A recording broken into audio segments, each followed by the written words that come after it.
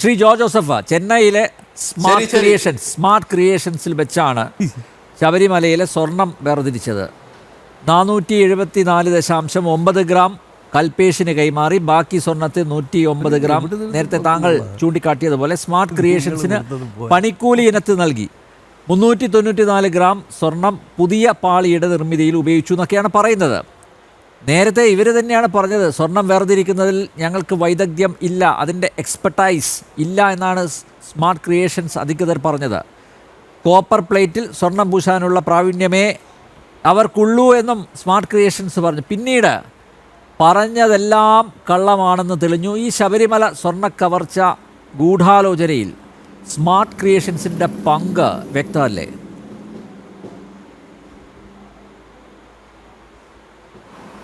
തീർച്ചയായിട്ടും. കാരണം അദ്ദേഹം ആദ്യം പറഞ്ഞ സ്റ്റേറ്റ്മെൻറ്റ് വിചാരിച്ചപ്പം വളരെ സത്യസന്ധനായ ഒരാളാണെന്ന് തോന്നുന്നത്.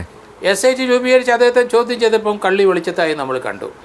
കാരണം അവിടെ 110 ഗ്രാം അടുത്ത് ആ സ്വർണം, ശബരിമലയിലെ സ്വർണം അയാൾ അടിച്ചുകൊണ്ട് പോയെന്നാണ് എൻ്റെ ഒരു വെർഷൻ. അതാണ് കൂലിയായിട്ടാണെങ്കിലും ശബരിമല ദേവൻ്റെ സ്വർണ്ണമാണ് അയാളും അടിച്ചുകൊണ്ട് പോയത്. അപ്പോൾ അയാളെ പ്രതിയാക്കണം. പക്ഷേ അറിയില്ല അയാൾ പ്രതിയാവുമല്ലോ ഒന്നും.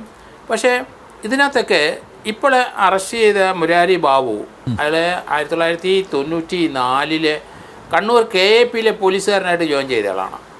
അത് ട്രെയിനിങ് കഴിഞ്ഞപ്പോൾ അദ്ദേഹത്തിനെ പിരിച്ചുവിട്ടു. അത് ലീഗലായിട്ട് എന്തെങ്കിലും പ്രശ്നമായിരിക്കും.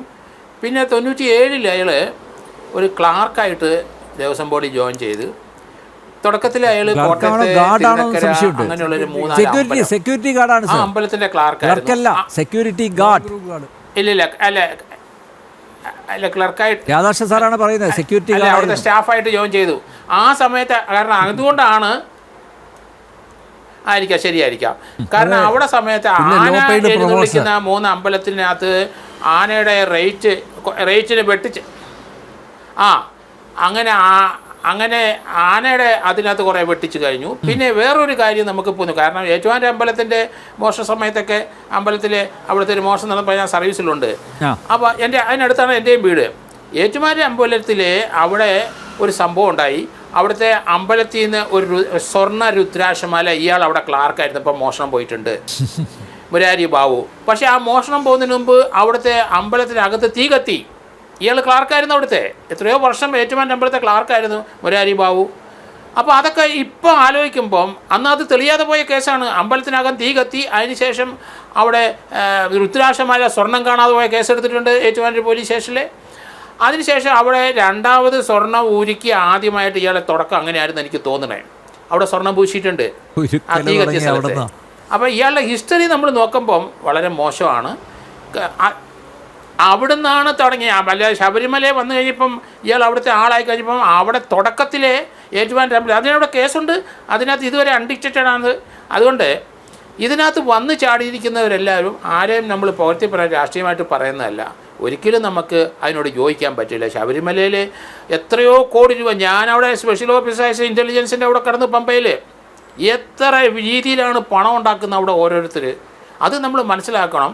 അത് കാരണം ലക്ഷം ഞാൻ അവിടെ കണ്ടപ്പോൾ രാത്രി ഞാൻ ഇൻ്റലിജൻസ് ആയതുകൊണ്ട് രാത്രി ഇറങ്ങി നോക്കിക്കഴിഞ്ഞപ്പം പാണ്ടി ലോറി 3 എണ്ണം വരുന്നത് എന്തിനാണ് ഇത്രയും വലിയ പാണ്ടി ലോറി?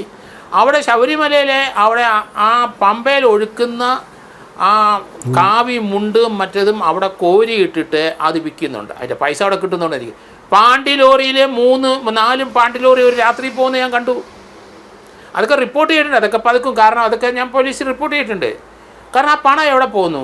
അവിടുന്ന് അത് കോരിയിട്ടിട്ട് നമ്മൾ വിചാരിക്കാൻ 1 ദിവസം 2 ദിവസം കൊടുക്കുന്ന മാത്രമേ ഉള്ളൂ. എന്നിട്ട് അവിടെ പമ്പയിൽ നിക്ഷേപിച്ചിട്ട് ഭക്തജനങ്ങൾ പോകുന്ന കാഴ്ചയാണ്.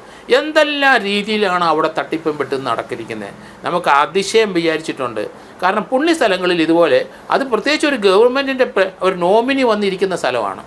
അവരാരും ഇതിന് കൂട്ടു നിൽക്കാൻ പാടില്ല. ഇപ്പം ദേവസ്വം ബോർഡിൽ നേരത്തെ അദ്ദേഹം പറഞ്ഞ 100% സത്യമാണെന്ന് എനിക്കറിയാം. കാരണം എല്ലാ സംഗതിയിലും ഇതുപോലെ വെട്ടിപ്പും തട്ടിപ്പും അങ്ങനെ ഒരു ആൾക്കൂട്ടമാണ് അവിടെ കാരണം എന്തിനാണ് ദേവസ്വം ബോർഡ് ഈ അഡ്മിനിസ്ട്രേറ്റീവ് ആയിട്ട് ഈ ദേവസ്വം ബോർഡിനകത്ത് ക്ലാർക്ക് ഇങ്ങനെ ഉൾപ്പെടെ ഇത്രയും പേരെ വെക്കുന്നത് എന്തിനാണ്? പ്രസിഡന്റ് മാത്രം നോക്കിയാൽ പോരെ, അവിടുത്തെ സാറിന് സ്വർണം പൂശണോ ഇല്ലയോ എന്ന് അദ്ദേഹം മാത്രം നോക്കിയാൽ പോരെ. എന്തിനാണ് ഈ താഴെക്കടയിൽ ഇത്ര ആൾക്കാരുടെ മാസറും അത്യാവശ്യം എനിക്ക് അത് വെളിയിൽ കൊണ്ടുപോകാൻ പാടില്ല, പൂശിക്കോ അവിടെ. പക്ഷേ സ്വർണ്ണമായിട്ട് അവിടെ നിക്ഷേപിക്കുന്ന പല ഭക്തന്മാരും വലിച്ചെറിഞ്ഞിട്ട് അതുപോലെ നിശ്ചയിക്കുന്ന അതിന് അതല്ലേ, അതുകൊണ്ടാണല്ലോ ഇപ്പോൾ 7 പേരെ ഇനിയിപ്പോൾ അറസ്റ്റ് ചെയ്തേ ഉള്ളൂ. 2 FIR-നകത്ത് ഇപ്പോൾ എടുത്തിട്ടുണ്ട്. 3ാമത്തെ FIR ഹൈക്കോടതി രജിസ്ട്രിയുടെ അവിടെ നിന്ന് വരുന്നുണ്ട് പുറകെ. അതുകൊണ്ട് നേരത്തെ ദേവസ്വം ബോർഡിൽ നിന്ന് റിട്ടയർ ചെയ്ത അദ്ദേഹത്തിൻ്റെ പേരിൽ ഞാൻ ഇപ്പോൾ ആലോചിക്കായിരുന്നു, അദ്ദേഹത്തിന് സർവീസിൽ നിലനിർത്താൻ വേണ്ടി പെൻഷൻ കിട്ടാൻ വേണ്ടിയിട്ട് അദ്ദേഹം അതിന് അഹോരാത്രം പണിയെടുക്കുന്ന ആളാണ്. അദ്ദേഹം കൊടുത്ത ഒരു റിപ്പോർട്ടും അങ്ങ് മുകളിലോട്ട് പോയില്ല, നടപടി ഉണ്ടായില്ല. അദ്ദേഹം എന്തുകൊണ്ട് പിടിച്ചില്ല എന്നല്ലേ ചോദിച്ചത് ശ്രീ രവിശങ്കർ ചോദിച്ചത്. അദ്ദേഹം എന്തുകൊണ്ട് പിടിച്ചില്ല? അദ്ദേഹം റിപ്പോർട്ട് കൊടുത്തല്ലോ, ആ റിപ്പോർട്ടിൽ നടപടി എടുക്കേണ്ടത് അദ്ദേഹം അല്ലല്ലോ. അതല്ല,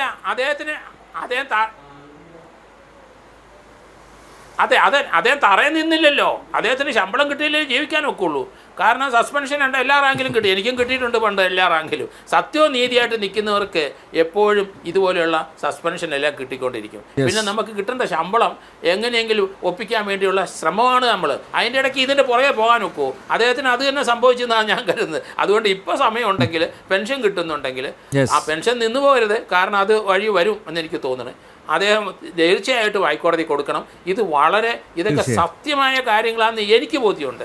കാരണം ഞാൻ അതൊക്കെ മനസ്സിലാക്കിയിട്ടുണ്ട്. ശബരിമലയിൽ 10 ദിവസം കിടന്നപ്പോൾ ഞാൻ 2 പ്രാവശ്യം ഡ്യൂട്ടി കിടന്നവനാ. എല്ലാ കള്ളത്തരങ്ങളും അറിയാം. പക്ഷേ എന്ത് ചെയ്യാനൊക്കും? നടപടി വേണ്ടേ? ഗവൺമെൻറ് നടപടി എടുക്കണ്ടേ? നോക്കാം നമുക്ക് ഇതിനകത്ത് എവിടം വരെ വരുന്നുണ്ട്. ഏതായാലും ഇത്രയെങ്കിലും കണ്ടതുകൊണ്ടാണ് എനിക്ക് വലിയ സന്തോഷം തോന്നുന്നത് ഞാൻ ആദ്യം മുതൽ പറയുന്നത്. Okay, thank you very much.